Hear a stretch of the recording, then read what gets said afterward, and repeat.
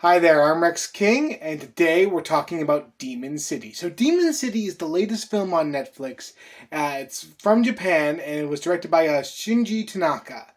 And follows this guy named Sakura, played by Toma Ikeda. I apologize if I mispronounced any of these names, by the way.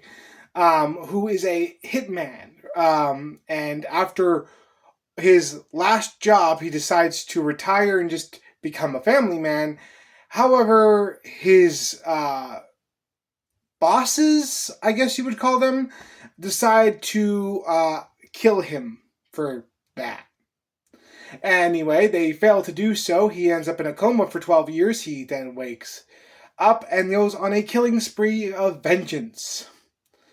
Yeah, this film is not really anything different than you've seen before in a dime a dozen revenge films.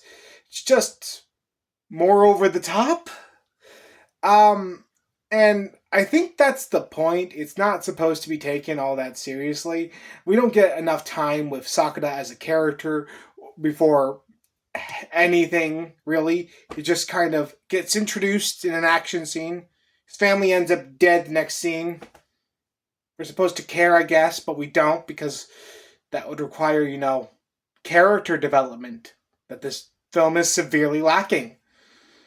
And honestly, it's not helped by the fact that the antagonists are just as shallow as characters and make mind-boggling weird decisions. Like, they don't kill Sakata for some reason.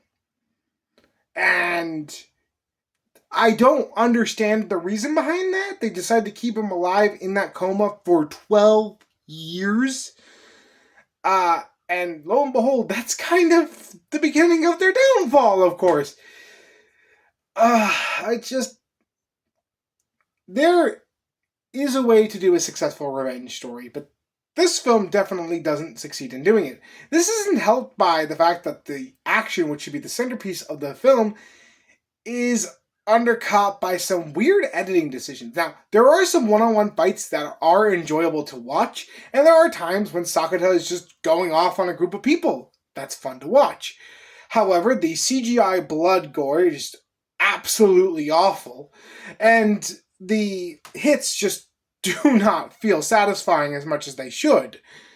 Furthermore, there are times when Sakura is about to go up and start fighting a group of people, and the film cuts away to the next scene? Did they not know what type of movie they're making?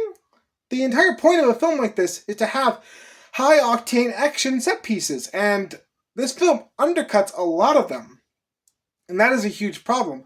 Like, I feel like this film could have been successful. I mean, there is some moments where I had a good amount of fun, but there were also moments where I was really questioning the filmmaking decisions. I mean, look, I know that this film, like, just hearing the plot description, you know what you're getting into, so I should have at least been expecting some of the problems with the film, but I was still hoping to have a relatively fun time, and though there were certain moments, the film is severely lacking, and the characters and story just do not help this any. At the end of the day, Demon City is a dime a dozen action revenge thrillers that you can find on Netflix that, if it just leaned itself more into the over-the-top action, could have been good, but as it stands, is just a bland waste of time. Skip this one unless you're doing a over-the-top goofy movie night. And anyway, that's my opinions on Demon City. I'm going to give it a 4 out of 10. Like I said, there were a couple moments that stood out to me, but not enough for me to really give this movie a 5 or anything. I still think this film's pretty below average. So, that's my opinions on Demon City. What do you think about it? If you've seen it, please let me know in the comments below. If you like this video, please like, comment, and subscribe. And I will see you next time.